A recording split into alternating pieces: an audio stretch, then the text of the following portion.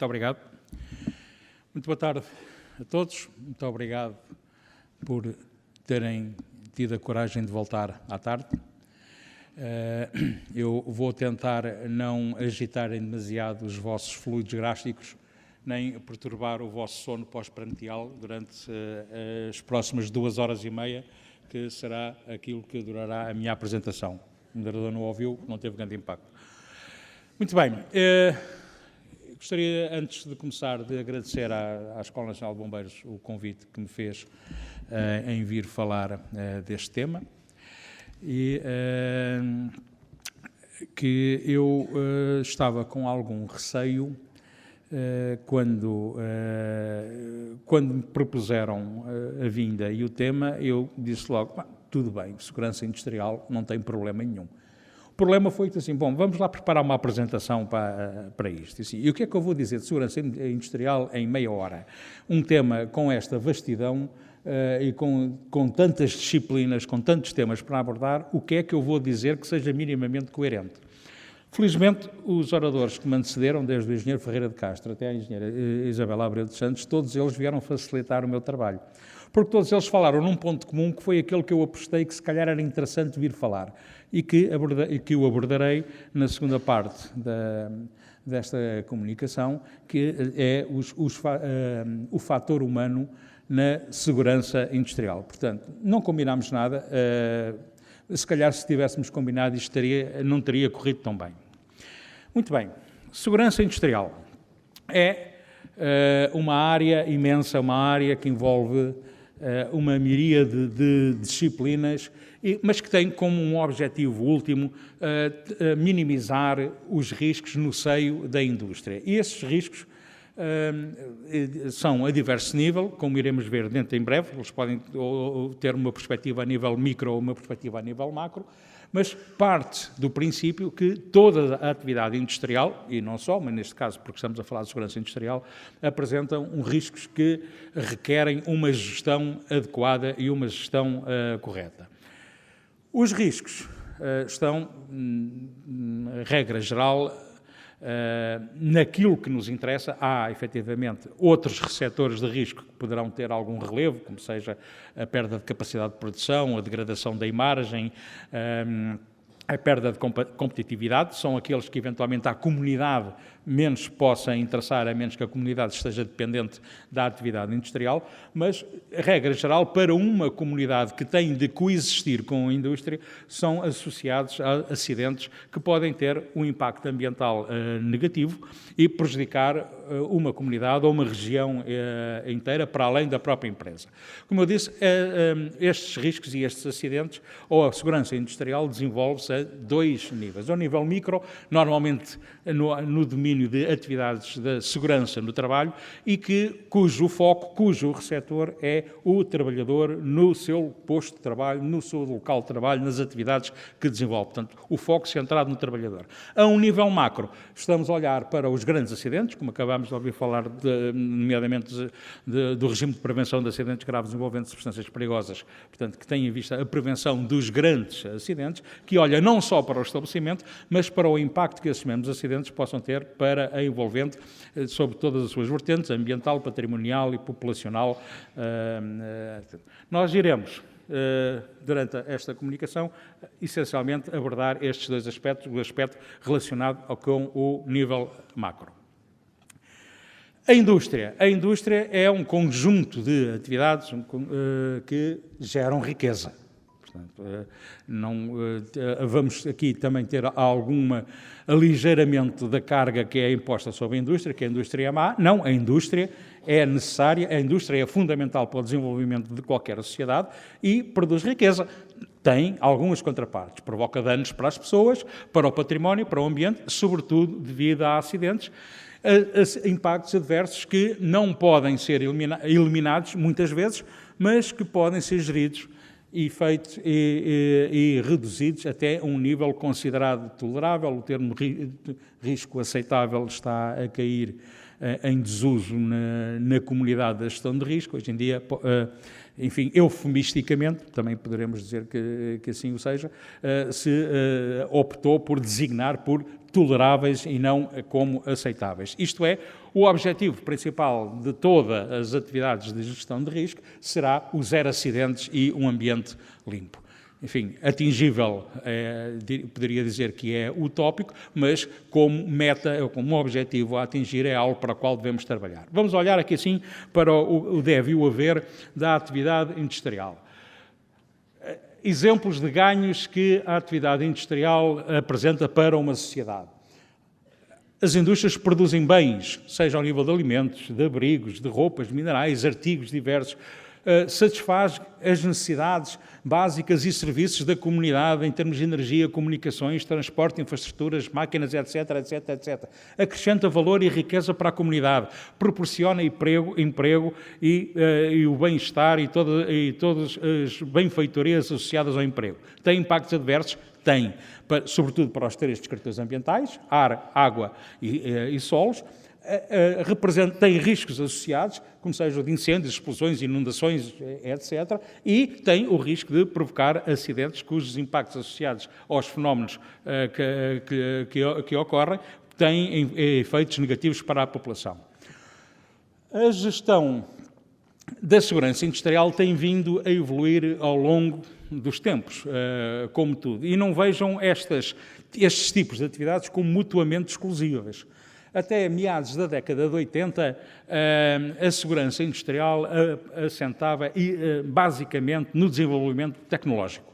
Assaltava essencialmente a engenharia. As válvulas falham, os equipamentos falham, os tanques rompem, as tubagens têm fugas, a engenharia resolve.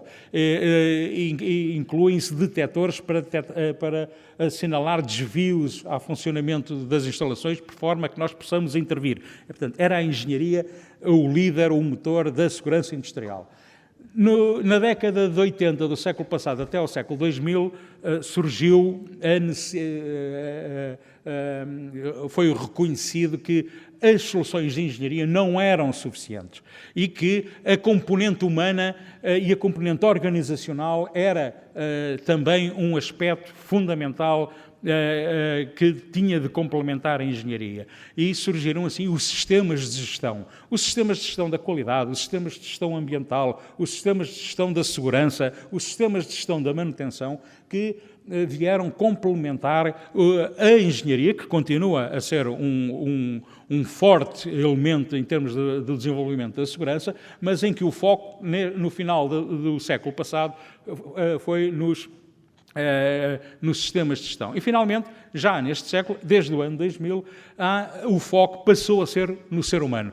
Na pessoa individual, não na organização, mas o foco passou para as pessoas, a integração dos aspectos humanos na segurança.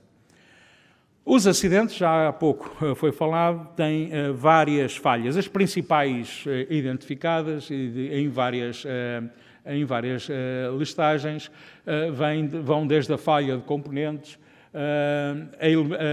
ações naturais, que são, enfim, como é óbvio, incontornáveis, até aos mais recentes, ou pelo menos mais recentes, mais frequentes, atos deliberados e de sabotagem, incluindo as falhas humanas e organizacionais. Fatores que contribuem para a ocorrência de acidentes. Bom, práticas de gestão deficientes, pressão para atingir metas de produção, sistemas de gestão da segurança deficientes, problemas de comunicação, sistemas de relato desadequados, complacência, violações e não cumprimento de regras, continuando, treino inadequado, competências insuficientes, fadiga mental, modificações e atualizações de equipamentos sem o conhecimento dos operadores e ou sem a respectiva avaliação de risco, manutenção insuficiente ou não adequada, erros de manutenção. Bom, vimos aqui assim, eu diria que 16 principais fatores que ocasionam, ou que provocam ou que facilitam a ocorrência de acidentes. Se nós tivéssemos algum tempo mais e fôssemos analisar cada um deles, um por um, chegaríamos a que assim é um fator, que não digo que seja o único, mas que é um fator determinante de todos eles, o fator humano. Se olharmos para estes e os do slide anterior, temos em praticamente todos eles associados o fator humano de uma forma direta ou indireta, de forma ativa ou de forma passiva, está associado a todos estes fatores, ou a quase todos estes fatores de que falamos.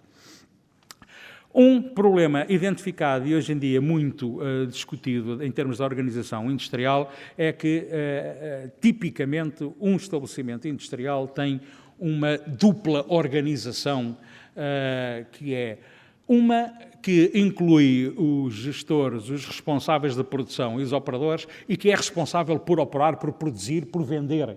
Portanto, o objetivo e o foco deste ramo da organização é a produção e a produção é que deve liderar todos os interesses e toda a política da organização. A outra, que inclui os engenheiros e os técnicos de manutenção, é o responsável pelas reparações, as inspeções, testes e os equipamentos. Bom, aparentemente isto até pode parecer uma organização lógica e coerente. No entanto, estas duas organizações, devendo concorrer para um objetivo comum, acabam por ter interesses e prioridades diferentes e acabam por competir entre si dentro da organização, e sendo uma das origens, uma das principais origens dos problemas que podem gerir. Os dois ramos, obviamente, encontram-se no topo, não há duas organizações, não há dois diretores da unidade. Normalmente estes ramos têm um vértice comum ao nível do topo da hierarquia do estabelecimento, mas isso tem-se manifestado manifestamente insuficiente. Quando é necessário efetuar uma ação de manutenção, a produção prepara os equipamentos a intervir e entrega-os à manutenção. Isto implica uma série de situações, como seja a desconsignação de equipamentos, como seja o isolamento de válvulas de tubagens, como seja a remoção de eventuais produtos perigosos que estejam nos sistemas e nos equipamentos e, no final, entrega o equipamento ao sistema à manutenção. Após a intervenção, a manutenção devolve os equipamentos à produção. Portanto, não há aqui, assim, propriamente uma continuidade e uma organização única que assegure toda a compatibilidade. Este processo de transferência e o processo de intervenção é hoje em dia, ou desde eu diria meados da década do século passado, melhor dizendo, objeto de procedimentos e regras mais ou menos formais que são os chamados os sistemas de autorização de trabalho, que descreve os trabalhos que são necessários efetuar, os riscos sociais e as medidas de controle dos riscos necessários. Este sistema é teoricamente eficaz, conceptualmente é um sistema eficaz. No entanto, a experiência é que grande parte dos acidentes que têm ocorrido ocorrem neste período transiente da passagem do funcionamento normal para a paragem para a manutenção ou na reposição pós-manutenção para a retoma do regime de funcionamento normal. É um período crítico em que estatisticamente se verifica que grande parte dos acidentes vêm a ocorrer. A experiência demonstra, portanto, que muitos acidentes ocorrem por falha no cumprimento deste processo. Porquê? Bom, as razões são várias. O processo pode ter falhas intrínsecas, isto é, o procedimento está mal concebido e tem falhas ele próprio. A produção põe permanentemente uma pressão muito grande para retomar a atividade, em que muitas vezes com a complacência, já falámos nesta palavra hoje, com a complacência da gestão de topo, porque enfim o que conta são os resultados e os acionistas olham para os resultados e não para os tempos de paragem, e portanto cria constrangimentos de tempo, o que leva a que se façam aqui atalhos ou que se saltem algumas operações e cá temos nós novamente o tema, parece ser o tema forte do dia de hoje, o erro humano associado a todo este processo. Por falar em erro humano, porquê é que acontece o erro humano? O erro humano ocorre porque as pessoas têm que decidir o que fazer. As pessoas têm de decidir como fazer. E, finalmente, as pessoas têm que fazer o que quer que esteja associado. O termo erro humano, curiosamente, é um erro em si mesmo, inclui ele próprio um erro, porque junta diferentes tipos de falhas humanas que requerem diferentes tipos de ações para os evitar. Isto é, não há um erro humano. Existem diversos tipos de erro humano que eu vou tentar rapidamente tipificar. O chamado o erro ou engano ocorre quando alguém não sabe o que fazer. Isto é, a pessoa vai fazer a intenção errada. Mandam-lhe preparar a linha A e ele prepara a linha B. Mandam arrancar com a bomba X e ele arranca com o compressor Z. A intenção é errada ou é desconhecida. A prevenção deste tipo de erros é feita por formação, treino ou reforço de instruções ou, novamente, medidas de engenharia, alterações ao projeto da instalação ou métodos de trabalho que possam tornar as tarefas mais fáceis. São igualmente uma possibilidade. Há estudos estatísticos que dizem que sempre que nós substituímos na indústria ou na operação de um sistema industrial um operador por um automatismo, estamos a melhorar a segurança por um fator de 10. É verdade. No entanto, pode ter aqui sim um mito semi-encapotado neste dado estatístico.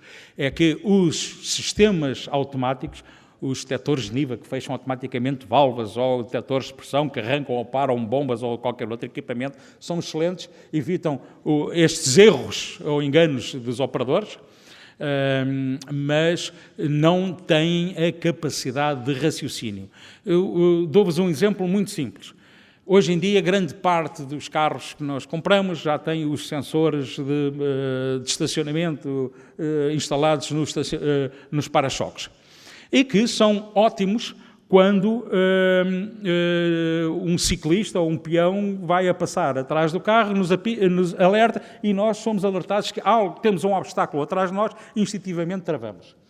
Mas não nos alerta para algo que o condutor era capaz de fazer e o sistema não detecta, que é o peão que se aproxima do passeio e que o condutor identifica que aquela pessoa vai atravessar e eu nem sequer inicio a marcha. Portanto, isto é, a capacidade de previsão não está ainda ao nível dos detectores, dos sensores. Portanto, eles só detectam quando a situação de risco já existe e não antecipam esse risco, não permitem uma atuação antecipada que muitas vezes pode ser tardia. Algo que o ser humano pode fazer. Isto é, não é possível, hoje em dia, ainda, e porventura nunca o será, substituir um operador humano totalmente por operadores automáticos, sejam eles quais forem, independentemente da sua tecnologia. Outro tipo de erro, o exemplo de um erro deste tipo que é uma história que foi dada como verídica, foi relatada em vários jornais, que é o exemplo do erro que é, durante vários meses, num hospital na África do Sul encontrava um paciente morto no quarto de cuidados intensivos todas as segundas-feiras de manhã. Foram inspecionados os sistemas de ventilação, climatização e procuradas fontes de infecção sem qualquer resultado. Finalmente foi encontrada a causa. Todas as sextas-feiras de manhã, o funcionário da limpeza retirava da tomada de alimentação do equipamento de suporte de vida para ligar a enceradora. Quando terminava a limpeza, voltava a ligar a alimentação do equipamento, mas o paciente já estava morto. O ruído da enceradora impedia a funcionária de ouvir as queixas dos pacientes. É o caso típico de erro. Outro tipo de erro humano, as violações ou não cumprimento de regras. É quando a pessoa não quer fazer ou não tem motivação para fazer. Ocorre quando alguém decide deliberadamente não seguir as instruções. As pessoas sabem como fazer, sabem o que fazer, mas deliberadamente optam por não fazer. E muitas vezes isto acontece com muito mais frequência do que aquilo que se calhar possamos estar a pensar. Assim, eu, para ir fazer esta operação, tenho de montar o andaime que me leva 3 horas, para fazer uma operação que me leva 5 minutos, mais 3 horas para desmontar o andaime. Eu empoleiro-me naquela válvula, faço a operação, deixo e resolvo isto em 10 minutos. Isto é claramente uma violação. E situações destas, de qual fazer uma montagem em condição perigosa, é apenas um exemplo, mas que ocorre com muito mais frequência deste tipo do que aquilo que nós possamos pensar. É o único tipo de erro em que, com toda a justiça, a responsabilidade é atribuída a quem pratica o erro. Normalmente, a responsabilidade é sempre atribuída a quem está na linha da frente. É o maquinista do comboio, é o piloto da aeronave, é o condutor que cometeu um qualquer ato inseguro e que normalmente acaba por, em primeira instância, a sacar com as culpas, quando muitas vezes o erro não é dele, há erros amontantes, ele apenas foi o transmissor do erro, ou o último elo desse mesmo erro. No entanto, as violações, aqui, efetivamente, é o único tipo de erros em que a violação está bem entregue, está bem atribuída a quem o pratica. Há aquela situação que eu referi há pouco de poupar tempo e subir de uma forma perigosa acima do equipamento para efetuar uma reparação ou uma afinação, nem sempre tem um intuito maldoso. Muitas vezes são feitas com a melhor das intenções. Não deixam de ser violações. A prevenção deste tipo de ações passa por, enfim, a sensibilização das pessoas e explicar a razão pela qual aquelas regras devem ser seguidas e também por ações de fiscalização e de inspeção periódicas e aleatórias com vista a detectar não cumprimentos e, enfim, seja de que forma for, seja por reforço de sensibilização, seja por sanções já de outro tipo, impor o seu cumprimento. E, sempre que possível, simplificar processos, porque limita ou reduz a necessidade de efetuar este tipo de violações. Muitos, e é típico da indústria, os responsáveis pelas operações, lá temos aqui a dicotomia produção-manutenção, os responsáveis pelas operações consideram que o processo de autorizações de trabalho são fastidiosos e uma pura perda de tempo. Enfim, envolve trabalho burocrático com alguma complexidade e eles consideram que a função deles é conduzir a instalação, produzir e não andar a preencher impressos e formulários que não é para eles. Existe a tentação que para um pequeno trabalho não se maçarem, como há pouco referi o exemplo, não se maçarem com este tipo de atividades. Exemplo, o técnico é experiente, já fez aquilo 2 ou 3 vezes, sempre correu bem, portanto, a gente só tem aquele pedido que ele vá lá outra vez e volta a fazer aquilo que fez das outras vezes. Se nada correr mal, umas quantas vezes, entra na rotina e esta violação passa a ser a regra e não e deixa de ser encarada como uma fonte de risco. E depois, normalmente, a culpa, como há pouco referimos, recai no técnico que executou a operação e não quem autorizou que ela se fizesse ou quem o mandou que ela fosse feita dessa forma. Terceiro tipo de erro, incapacidade. Isto é, quem é designado para efetuar uma tarefa não é capaz de a efetuar. Esta incapacidade pode ser física, mental ou intelectual. Se eu exijo a um operador que para fazer uma afinação de uma mistura num reator que tenha que resolver fórmulas, hoje de manhã falámos de integrais triplos com o engenheiro, se tenha que resolver integrais triplos, obviamente estou aqui a ser um pouco irónico e a forçar, mas se eu exijo que o operador que resolva problemas que estão para além da sua capacidade intelectual, ou que eu exijo que ele execute uma atividade que está para além da sua capacidade física de a executar, pois o mais certo é que ela não seja executada, ou pelo menos executada em condições. Portanto, a prevenção passa pela alteração do processo ou método de trabalho. E, finalmente, não é ainda finalmente, finalmente vem a seguir, uma situação de incapacidade. De modo a repor uma condição segura numa indústria química, o chefe de turno ordenou ao operador que abrisse uma válvula de bypass a uma bomba de recirculação. O operador deparou-se com uma válvula de 4 vias, isto é, a válvula pode assumir 4 posições, e não sabia em que posição a colocar. Optou por uma, aquela que lhe pareceu a mais correta. Provocou um sobreenchimento do tanque com um derrame. Porquê? Ultrapassou a sua capacidade intelectual. Portanto, não tinha formação suficiente, não tinha habilitações para executar aquela tarefa. Próximo tipo de erro humano, deslizes ou lapsos. Meus caros amigos, minhas caras amigas, estes não há volta a dar, todos os cometemos. São inevitáveis de tempos a tempos, ocorrem como resultado de um esquecimento, um hábito de fadiga ou causas psicológicas similares. São similares aos erros. No entanto, aqui a intenção é correta, enquanto o erro, a intenção não é. A intenção no erro ou é incorreta ou é desconhecida. Aqui a pessoa sabe o que fazer, como fazer e o que quer fazer e faz mal. Quantos aqui é que não deram erros ortográficos a escrever no computador? Não é não saber se está-se ou se está-se ou estávamos ou estávamos, não é? Isso poderá ser uma incompetência, porque não tem preparação para fazer, mas aquele que tocou na tecla ao lado e deu um erro informático. Podem ser prevenidos com alterações aos projetos ou métodos de trabalho, de modo a reduzir as oportunidades de erro. Um exemplo. Eu há alguns dias fui a uma empresa e vi uma daquelas máquinas de distribuição de bebidas. E aproximei-me da máquina com a intenção de tirar um café. Introduzi as moedas, selecionei a bebida e saiu-me um chá de limão. Bom, garanto-vos, espero, que este erro não tenha a ver com falta de instruções. Eu sei como operar a máquina. As instruções estavam claramente escritas. Nem com qualquer deficiência física ou mental da minha parte. Portanto, eu sabia o que queria e sabia como tirar. Eu apenas estava a conversar com um colega à medida que me aproximei da máquina, meti as moedas, carreguei na tecla ao lado e saiu-me um chá de limão em vez do café.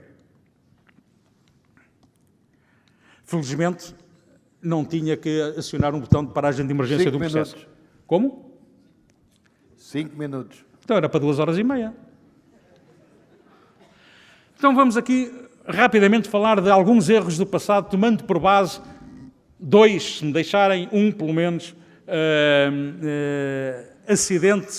acidentes que ocorreram. Eu começaria por um deles, que já há pouco, só para citar alguns, dos grandes acidentes, critério nenhum. Fui-me lembrando destes, acabaram por sair estes, que são alguns dos principais acidentes ocorridos no passado, e tencionava muito rapidamente abordar o acidente de Flixborough e o acidente da plataforma de petróleo Piper Alpha. Começando por Flixborough. Ocorreu em 1 de julho de 74, caracterizou-se por uma fuga de 40 toneladas de ciclohexano através de uma ligação provisória entre 2 reatores. Formou-se uma atmosfera explosiva, ocorreu uma explosão, danos, 28 mortes em trabalhadores da instalação, 53 feridos de gravidade variável fora do estabelecimento, 1.821 habitações danificadas e perdas materiais significativas fora da instalação. Isto como resultado final deve haver do acidente. Como é que o acidente ocorreu? Na indústria existiam 5 reatores que estavam ligados em série entre si. O reator número 5 apresentou problemas de uma corrosão e uma fissura que implicou a necessidade de manutenção. Foi necessário, como os reatores estão em série, se eu tiro um dos elementos que está em série, a produção para. A produção não pode parar. E então, rapidamente se buscou uma alternativa que foi fazer um bypass, ligar diretamente o reator 4 ao reator 6, retirando o 5 para manutenção. Portanto, a solução encontrada foi esta. Deixem-me, portanto, aqui temos o elemento de ligação entre os dois reatores. E não estamos a falar de um tubinho. Estamos a falar de uma tubagem que tem meio metro de diâmetro e que, devido à diferença de cota dos reatores e à forma do processo em que o reator 6 tem que ficar a uma cota mais baixa, o tubo tinha que ter esta forma de perna de cão, com ligações elásticas em cada uma das extremidades e, desaparecendo o reator 5, ficou um vão de 6,5 metros entre o 4 e o 6.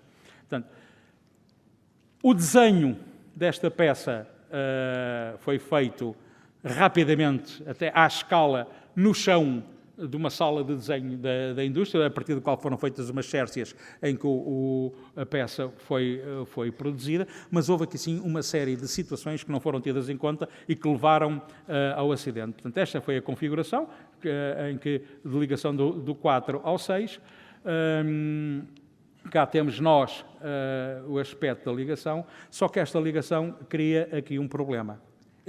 Para além das vibrações naturais do processo, criou aqui um binário entre estes dois pontos, portanto, um efeito de torção nesta linha que levou a que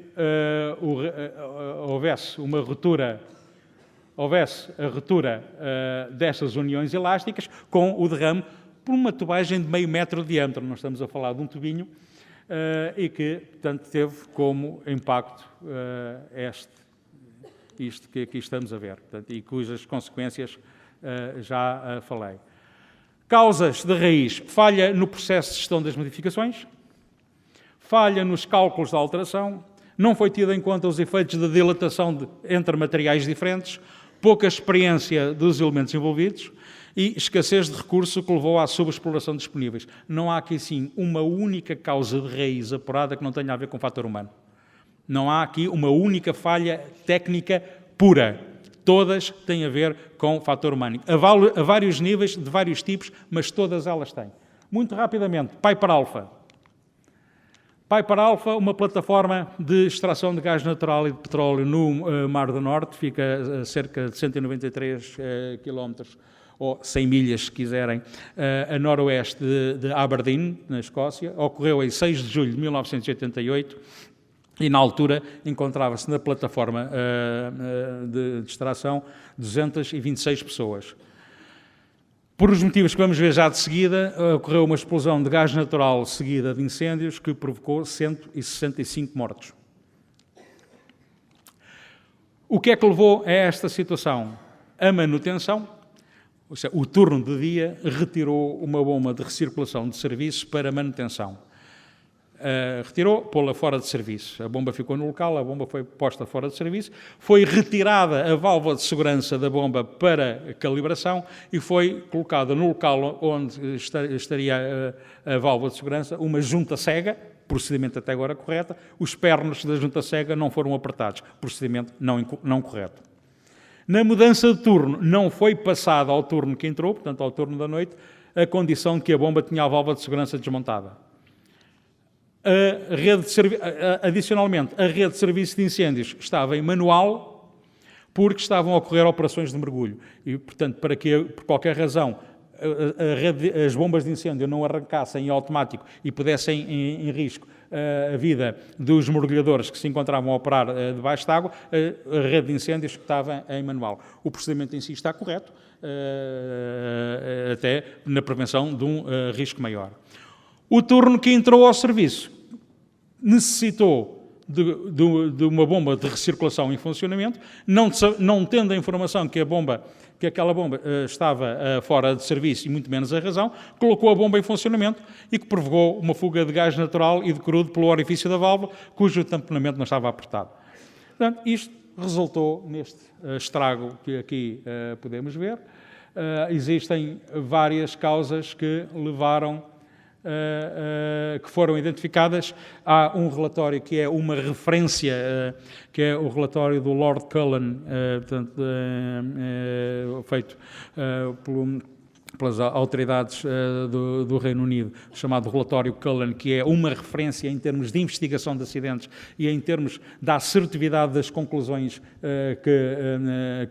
que contém e que aponta como principais causas deste tipo de acidente as falhas de comunicação, portanto, na passagem dos turnos, o procedimento de entrega de turnos não era eficaz, uma falha no processo das autorizações de trabalho, a inexistência de sistemas de paragem de emergência acionados por detecção de inflamáveis, é uma recomendação objetiva do relatório Cullen, em que devem existir sistemas de detecção que parem automaticamente o processo, formação deficiente dos intervenientes, falhas de comunicação, falha no processo de acompanhamento e auditoria do processo e a nível da autoproteção das pessoas ou da proteção das pessoas, a inexistência de meios de evacuação adequado. Muitas daquelas 165 pessoas que morreram congeladas ou morreram de hipotermia porque se atiraram de uma altura de 70 metros, que era a altura da plataforma onde eles se encontravam, para o Mar do Norte. Alguns morreram com impacto na água,